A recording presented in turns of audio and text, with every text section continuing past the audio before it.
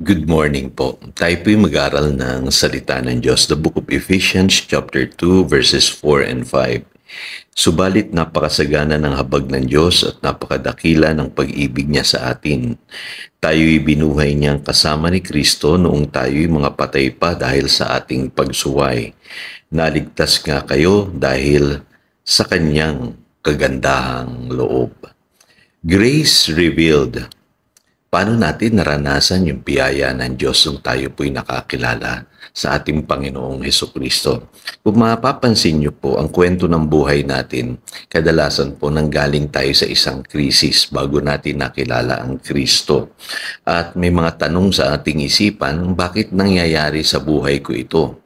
At alam niyo po, may explanation po ang Biblia dyan. Makikita po ninyo sa Ephesians chapter 2 verses 1 to 3. Ang sabi po rito, nung unay patay kayo dahil sa inyong mga pagsuway at mga kasalanan.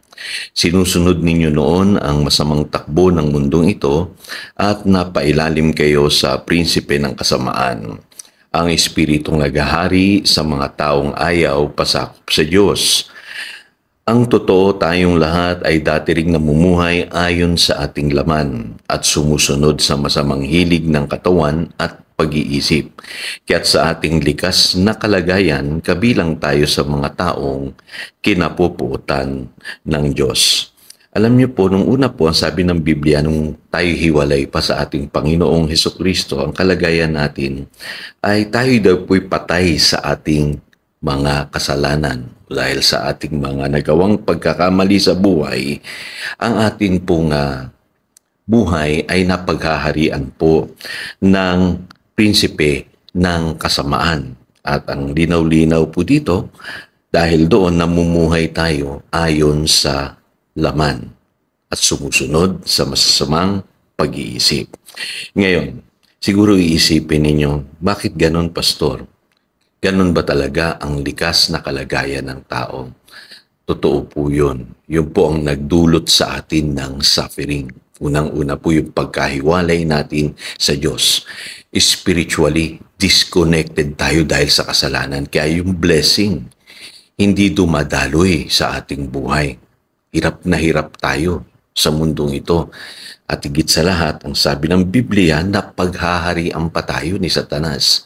Alam niyo noon, may tanong ako sa aking buhay. Kasi sabi ko sa aking sarili noon, hindi naman kami masasamang tao. Pero bakit bat-bat kami ng mga problema at pagsubok sa buhay?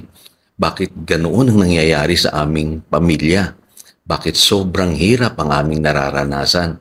Ang daming sakit at karamdaman ang na-experience namin sa aming buhay. Malinaw pala kagagawan yun ni Satanas kasi nga tayo'y hiwalay sa Diyos na paghaharian tayo ng prinsipe ng kasamaan. At meron ding binabanggit dito na kaya tayo sobrang nahihirapan sa buhay dahil namumuhay tayo ayon sa hilig ng laman po at sa masasamang pag-iisip. Yung pong nagbibigay sa atin ng problema. Kaya po yung kalagayan natin, ang sabi ng Biblia, tayo'y kabilang doon sa mga taong kinapupuutan ng Diyos. So kung makikita nyo, yung pala ang dahilan ng krisis sa ating buhay. Ano po? The sin, yung kasalanan na ginagawa po natin, yung flesh, ano po? Yung masasamang hilig ng laman, at si Satanas. Siya ang nagkukos ng suffering sa ating buhay. Kaya maintindihan nyo ngayon, dito na-reveal ang grace ng Lord. Doon po sa verse na binasa natin sa verses 4 and 5, ang sabi diyan, subalit napakasagana ng habag ng Diyos at napakadakila ng pag-ibig niya sa atin. Kita po ninyo, no?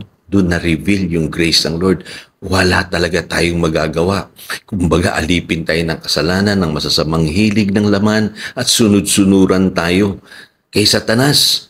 Pero dun po kumilos ang Diyos nung tayo'y nanalig sa Panginoong Hesukristo. Ano po? Sabi dito, tayo'y binuhay niyang kasama ni Kristo. Ang tinutukoy po dito ay yung ating born again experience. It's the greatest miracle na naganap sa buhay natin at sa lahat ng mga taong kumilala sa ating Panginoong Hesus as their Lord and Savior. At ang sabi po rito, naligtas tayo dahil sa kagandahang loob ng Diyos.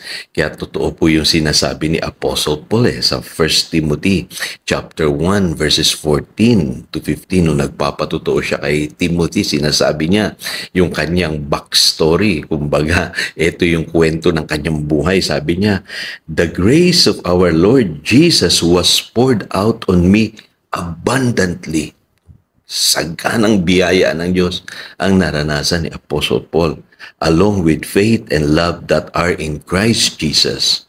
Here is a trustworthy saying that deserves full acceptance. Christ Jesus came into the world to save sinners, of whom I am the worst. Inamin ni Apostle Paul na siya'y makasalanan. Sabi pa nga niya rito, worse, pero yung grace ng Lord ang kumilos sa kanyang buhay. Ganon din sa bawat isa sa atin. So tayo po'y manalangin, dakilang Diyos, salamat sa mga katotohanan ito na naranasan namin itong masaganang biyaya sa aming buhay. Naintindihan na namin yung dahilan ng aming suffering o crisis na pinagdaanan sa buhay. Salamat at nahayag sa amin ang dakilang biyaya mo, Panginoon, ang kagandahang loob na kumilos sa aming buhay. Ngayon, nararanasan na namin ang iyong kabutihan at pag-ibig. Nagpapasalamat kami, Panginoon. Pinupuri ka namin. In Jesus' name, Amen. Again, ito si Pastor Jojo nagpapaalala upang daluyan tayo ng pagpapala, manatili tayo sa kanyang salita. Good morning.